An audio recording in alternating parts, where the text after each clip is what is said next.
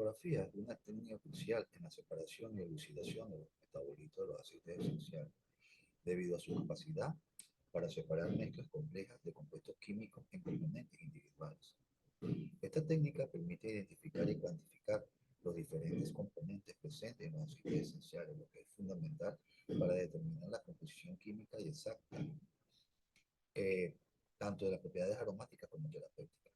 La cromatografía es esencial para la industria de los aceites esenciales, ya que proporciona información detallada sobre la calidad y autenticidad de los productos, así como su pureza y su potencia. Mi nombre es Oner Briceño y vengo a presentar las técnicas de cromatografía y elucidación, explorando los secretos del aceite esencial del orégano. El funcionamiento de la cromatografía se basa en dos fases, la fase estacionaria y la fase móvil. La muestra a analizar se coloca en la fase móvil, que puede ser un líquido o un gas, y se hace pasar a través de la fase estacionaria, que puede ser un material sólido o líquido inmovilizado en una matriz.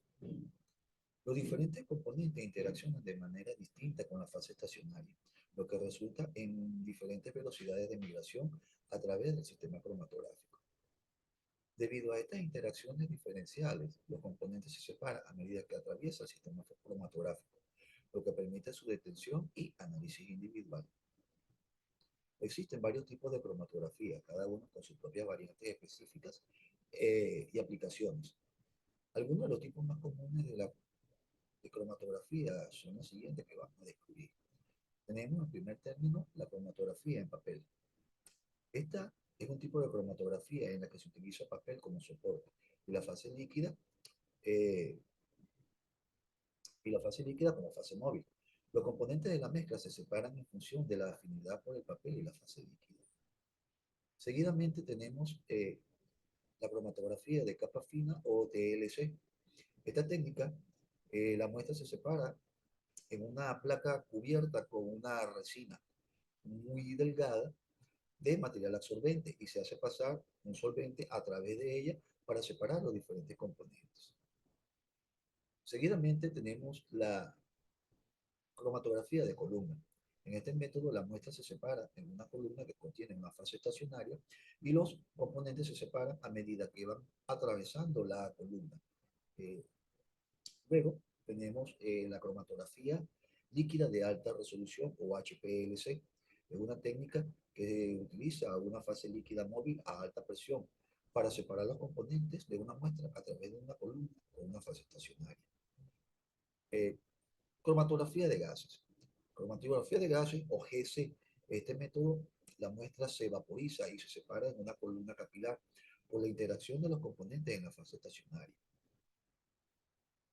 Y la cromatografía de intercambio iónico, que se utiliza para separar iones basados en sus interacciones con una resina cargada eléctricamente. Estos son solo algunos de los ejemplos de tipos de cromatografía disponibles, cada uno con sus propias ventajas y aplicaciones específicas en el análisis y separación de los diferentes tipos de muestras. También hay que tener claro que va a depender de la disponibilidad de los equipos y de la necesidad que tenga cada investigador o de la muestra que se vaya a estudiar. Por otra parte, tenemos que existen también técnicas de elucidación. Las técnicas de elucidación de los compuestos químicos es un proceso clave que nos permite identificar y determinar la estructura de las sustancias desconocidas que pueden estar presentes dentro de la muestra que se desea estudiar y se lleva a cabo mediante un análisis detallado de datos experimentales, utilizando diferentes técnicas espectroscópicas y analíticas. Existen varios tipos de técnicas de elucidación, pero entre una de las más comunes pues tenemos una que sería el espectrómetro de luz UV, luz visible. Este procedimiento es un instrumento diseñado para medir la absorbancia en un rango del espectro de la luz, mediante la ley de Lambert-Eaton. Esta mide la intensidad de la luz que atraviesa una solución donde se encuentra la muestra colocada dentro de una cubeta y se compara esta intensidad con una muestra patrón que por supuesto no va a tener eh, solamente un líquido estándar que va a permitir entonces la diferenciación. La espectroscopía de resonancia magnética nuclear es una técnica analítica utilizada para determinar la estructura molecular y composición química de una muestra determinada. Funciona analizando las interacciones de los núcleos en rotación en un campo magnético fuerte. La resonancia magnética nuclear presenta un campo magnético externo estacionario y hace que los núcleos en una molécula absorban radiofrecuencias selectivas, lo que induce la transición de los espines nucleares, observándose entonces un espectro de resonancia magnética. Eh, lo importante de esta técnica es que esta técnica no es destructiva, al igual que el de luz UV, el espectrómetro de luz UV, lo que va a permitir reutilizar la muestra en caso tal de que el investigador pues, haya obtenido una cantidad muy limitada de la sustancia desconocida.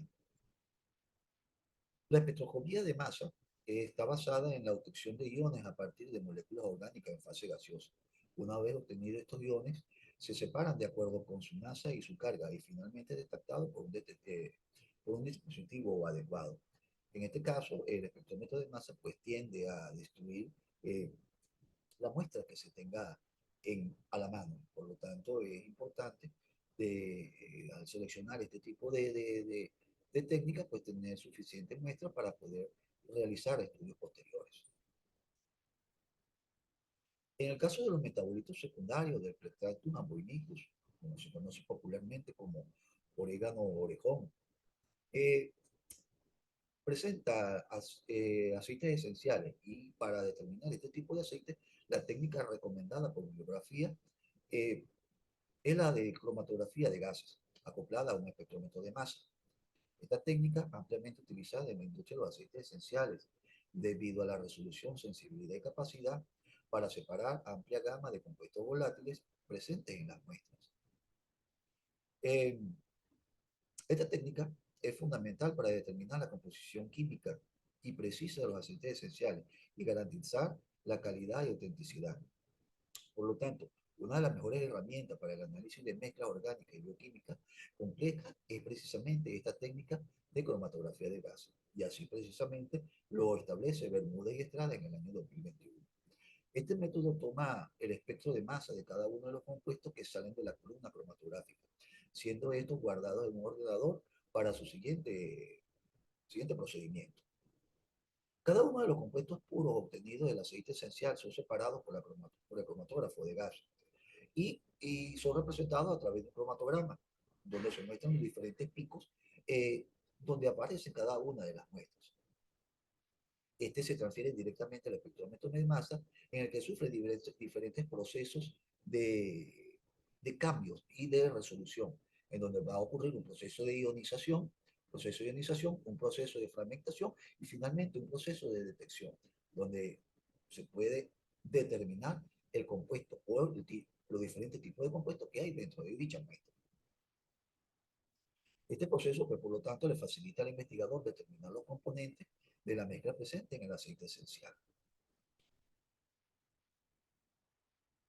Por otra parte, tenemos entonces las rutas metabólicas que siguen los diferentes metabolitos secundarios que presentan en la planta. Recordemos que estos metabolitos secundarios se dan gracias a las ciertas condiciones climáticas en el ambiente y que ejercen en la planta unas condiciones determinadas.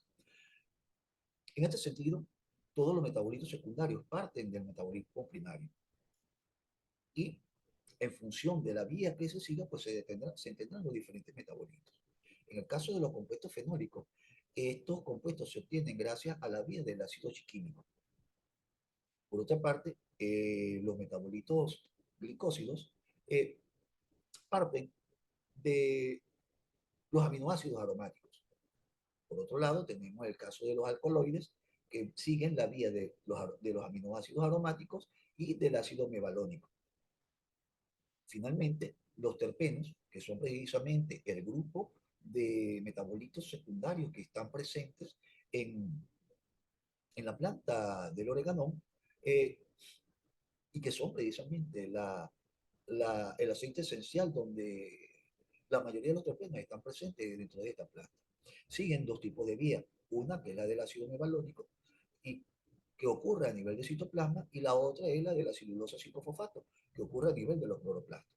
Estas dos vías me permiten a mí, entonces, o le permiten a la planta obtener los terpenos. Bermúdez y Estrada establece que las principales estructuras químicas aisladas dentro del aceite esencial del Pectatus amboinicus son varias, pero existe un grupo o dos o tres componentes importantes que siempre aparecen en mayor cantidad, que sería el carbacrol, el timol y el ubuleno. En el caso del carbacrol y el timol, se le dan propiedades bactericidas y antifúngicas. Y, pues, por supuesto, tienen el mayor porcentaje. En el caso del carbacrol, tiene el 28,65% y el timol el 21,66%. Como se dijo anteriormente, es importante recalcar que estos porcentajes de componentes pueden variar en función de el ambiente donde es cultivada la planta, ya que dependiendo del estrés hídrico, la acción de depredadores, eh, la cantidad de luz y toda una serie de condiciones que ocurren al nivel del cultivo pueden incrementar o no dichos factores. Pero en la mayoría de los casos, siempre el carbacrol y el timol aparecen como principales componentes de estos aceites esenciales. Eh, Para finalizar, entonces, tenemos que la cromatografía y la elucidación son técnicas complementarias que permiten el estudio y comprensión de los productos naturales desde una perspectiva química. Estas técnicas son fundamentales para la investigación y el desarrollo de nuevos medicamentos, productos alimenticios, cosméticos, basados precisamente en los compuestos naturales. Gracias por su atención.